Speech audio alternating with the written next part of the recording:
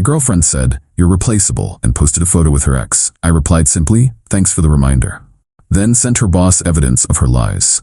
Her life changed overnight. Original post: I, 28 male, was sitting on my couch Friday night when I saw it. My girlfriend Natalie, 26, posted an Instagram story, her wrapped around her ex-boyfriend Garrett at some rooftop bar. Caption: "Some things never change." We'd been together 2 years, living together for 6 months. 10 minutes later she texts me, "At Marissa's for girls' night, don't wait up." I screenshot everything, the timestamp, the location tag, the lies. Then came the follow-up text that made everything clear.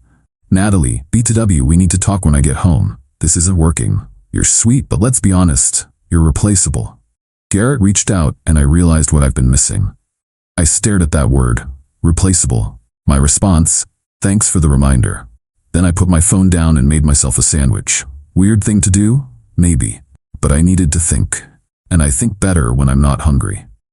See, here's what Natalie didn't know. For the past 8 months, she's been telling her boss elaborate lies about why she needs to work from home 3 days a week. Dead grandmother who needs care. Both grandmothers died years ago. Weekly physical therapy for a car accident. Never happened. Volunteering at a youth center every Thursday. LL. How do I know what she tells her boss? Because she practices her lies on me. Gets her stories straight. Even made fake appointment cards on her computer. "You're too honest, babe," she'd say. "In corporate, you gotta play the game." The real reason she works from home? Side business doing lash extensions. Cash only. No taxes. Books 4 to 5 clients those days. Makes an extra $400 to $600 weekly. Her apartment mate turned business partner Marissa posts all their work on Instagram. They're not even subtle about it, but that's not why I decided to act. I've known about the lies for months. Whatever. Not my circus. What changed was that word, replaceable. Because for 2 years I've been irreplaceable to her in every way that mattered.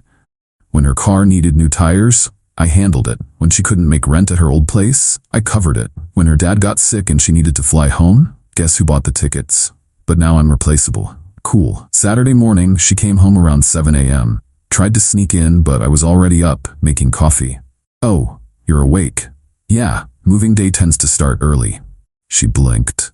"Moving day?" I gestured to the boxes I'd packed, just my stuff. Gaming setup, clothes, kitchen gadgets I bought, my books. Amazing how little I actually owned here. "Wait, what? We need to talk about this." "You said I'm replaceable. I'm being replaced. Seems pretty straightforward." "That's not."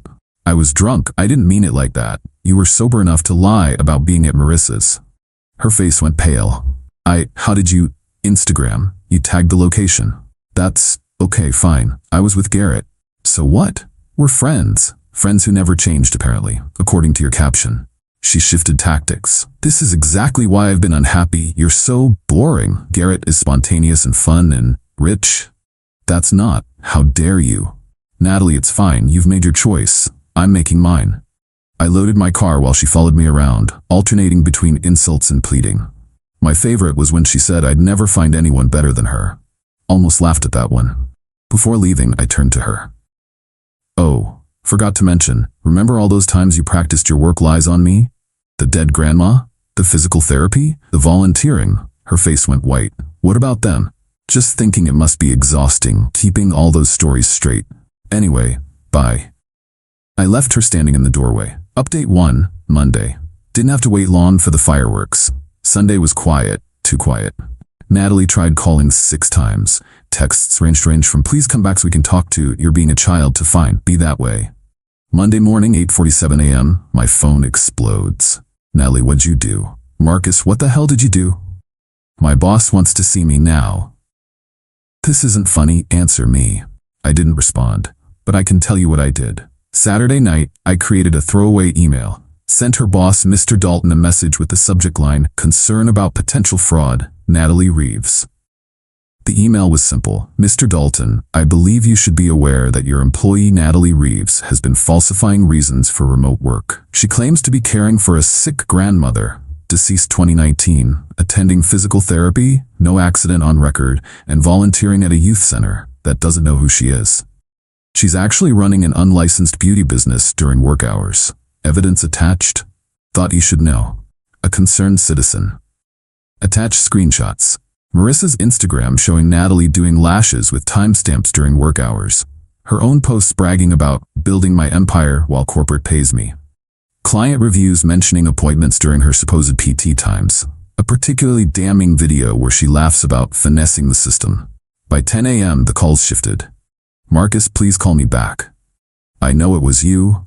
Please, I'm begging you. They're asking for documentation. I could lose my job. Then came Marissa, texting from Natalie's phone. Hey, this is Marissa. What Nat did was messed up, but this is too far. She's having a panic attack. Call her back. My response, new phone, who dis?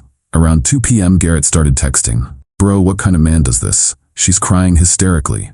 Over some words? Grow up, you're pathetic. Interesting how quickly, spontaneous and fun Garrett got involved.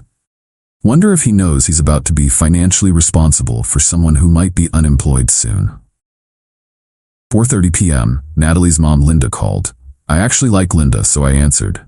Marcus, honey, what's going on? Natalie is beside herself. Hi, Linda. Natalie decided I was replaceable and rekindled things with Garrett. I moved out. I know, sweetie, she told me. That was wrong of her. But did you really need to involve her work? I didn't involve anyone. Someone sent an anonymous tip about her lying to her employer. Could have been anyone who follows Marissa's Instagram. Silence. Then, Marcus, she could lose everything. That's typically what happens when you commit fraud, Linda. Fraud? That's a bit dramatic.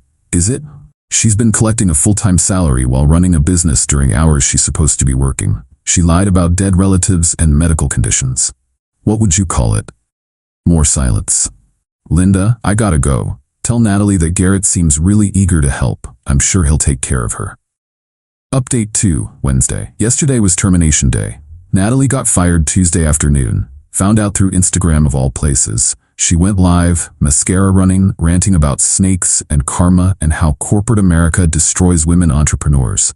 The best part? Comments were brutal. Girl, you lied about your grandma being alive.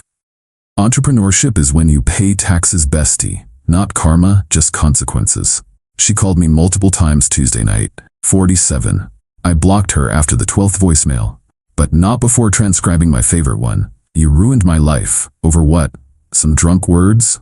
I was with Garrett one time and you destroy my career? I have bills, I have rent. What am I supposed to do now? You're evil. Evil. Call me back. Wednesday morning brought new players to the game. Her roommate Chloe texted, Hey Marcus, this is awkward but Natalie can't make rent now and I'm not covering her. Can you talk to her? She's spiraling. Me, that sounds like a Garrett problem now. He blocked her. I actually laughed. Mr. Spontaneous and fun lasted less than 72 hours once reality hit. Then came the flying monkeys. Her friend group started their campaign. What happened to you? The Marcus I knew would never be this vindictive. Me, the Marcus you knew was being used. This Marcus has boundaries. Sophia, she made one mistake. You cost her her career. She made hundreds of mistakes, one for every time she lied to her employer. I just stopped enabling them. The guilt trips were creative. She's talking about moving back with her parents. Her anxiety is through the roof. She had to cancel her vacation plans. She might have to sell her car. That last one was interesting. The car I co-signed for because her credit was trash? Yeah, my name's on that loan too. Called the bank, explained the situation, started the paperwork to get my name off or have it repossessed. Either she refinances solo, good luck with no job, or it goes back. Wednesday evening, Linda called again. Marcus, she's moving back home. Are you happy now? I'm not anything, Linda. I'm just living my life. She admits she messed up. The thing with Garrett was a mistake. She wants to fix things. What's to fix? I'm replaceable, remember? She replaced me. Now she's facing the life she chose. You're really going to let 2 years go over one mistake? Linda, lying to me about where she was while with her ex isn't the mistake. The mistake was her thinking she could treat me like a safety net while shopping for upgrades. The lies to her employer? That's just who she is. I'm done enabling it. But you loved her. I did. But she loved what I did for her. There's a difference. Update 3 Friday. The last 48 hours have been educational. Thursday morning, Natalie showed up at my buddy Trevor's place where I'm crashing. No idea how she found me. Probably Chloe. She follows Trevor's girlfriend on Instagram. She looked rough. Hair in a messy bun, no makeup, wearing sweats. This is someone who wouldn't check the mail without full glam. We need to talk. No, we don't. 5 minutes, please. I drove an hour to get here. Trevor looked at me. I shrugged. 5 minutes, outside. We stood by her car, the one she might lose soon. I messed up, she started. Yep. I don't know what I was thinking. Garrett and I have history, and when he reached out, I got confused, but it meant nothing. Seemed pretty meaningful when you called me replaceable. I was drunk and stupid. You know I say things I don't mean. Actually, I think drunk you says exactly what you mean. Sober you just hides it better. She started crying. I lost everything, my job, my apartment, my car. Your side business? Marissa's distancing herself, says I'm bad for the brand now. Almost felt bad. Almost. What do you want, Natalie? I want to fix this. Us. I'll do whatever it takes. There is no us. You ended that Friday night. Over one mistake? Stop calling it one mistake. You lied to me repeatedly. You called me replaceable. You chose your ex. That's not a mistake. That's a pattern. What about everything we built? What did we build? I paid. You spent. I supported. You lied. I loved. You shopped for upgrades. What exactly was my return on investment? She went quiet. Then, so that's it? You're just going to let me crash and burn? I'm not letting you do anything. You're experiencing consequences. There's a difference. How can you be so cold? Practice. You gave me lots of practice these last 2 years. The mask slipped then. The tears stopped. Her face hardened. You know what? Screw you. You were never good enough anyway. Boring job, boring life, boring everything. I was settling. There she is. There's the real Natalie. Garrett was twice the man you are. So why'd he block you? That hit. She actually flinched. You're going to regret this, she said. When you're alone and realize no one will put up with your petty, vindictive, Natalie, you committed fraud, you cheated, you lied, you called me replaceable. I sent one email with the truth. If that destroyed your life, what does that say about the life you built? She left, peeled out dramatically. But the story doesn't end there. Last night, got a text from an unknown number. Is this Marcus? This is David Dalton, Natalie's former employer. I wanted to personally thank you for bringing the fraud to our attention. We've discovered she embezzled approximately $12,000 by filing false expense reports. We're pressing charges. Your email started an investigation that saved our company significant money. If you're willing, we'd like to offer you a consultation fee for your assistance. I almost dropped my phone. Turns out Natalie's lies went deeper than anyone knew. Those client lunches she expensed? Fake. The home office setup she got reimbursed for? Used it for her lash business. The professional development courses she claimed? Never took them. I declined the consultation fee but agreed to provide any information they needed. This morning, Natalie's Instagram is gone. Marissa's business page removed all traces of her. LinkedIn shows her as seeking new opportunities. Garrett's girlfriend, yeah, he had one the whole time, messaged me. Thanks for the heads up about that psycho. She's been blowing up my man's phone. He only met her for drinks to tell her to stop contacting him. She twisted everything. Sorry you had to deal with her crazy. Plot twist I didn't see coming. Final update, 1 week later. Last update, because honestly, there's nothing left to update. Natalie moved back with her parents. Linda sent me one last text. She's getting help. Therapy. Maybe this was the wake-up call she needed. Despite everything, thank you for finally holding her accountable. We should have done it years ago. I didn't respond, but I appreciated the message. The car got repossessed yesterday. Natalie couldn't refinance without a job, couldn't make payments without income. She posted about it on her new Instagram, starting fresh. Sometimes you have to lose everything to find yourself. The comments were turned off. Chloe reached out to tell me Natalie's been applying everywhere, but the fraud investigation is public record now. Turns out employers Google people. Who knew? She's looking at retail jobs now. Says you destroyed her future. No, I revealed her present. She destroyed her own future.